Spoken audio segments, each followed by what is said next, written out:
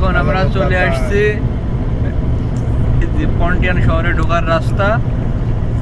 আপনারা এখানে দেখতে পাচ্ছেন প্রচুর পরিমাণে ফাঁকা জায়গা ঝুড় জঙ্গলে, কিন্তু এগুলো আসলে ফাঁকা জায়গা না।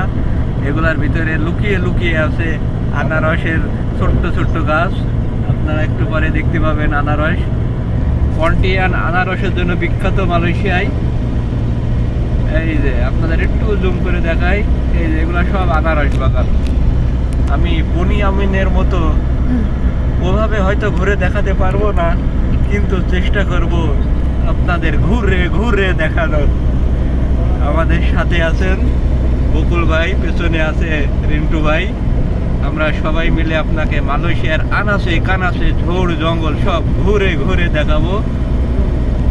আপনারা শুধু আমাদের সাথেই থাকবেন, অন্য কোথাও যাবেন না।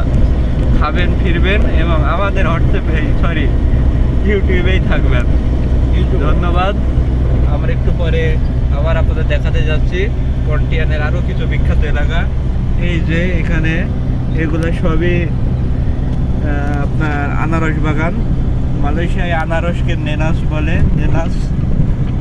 আপনাদের একটা ভাষা শিখিয়ে দিলাম, যদি না জানেন তাহলে একটা ধন্যবাদ দিয়েন।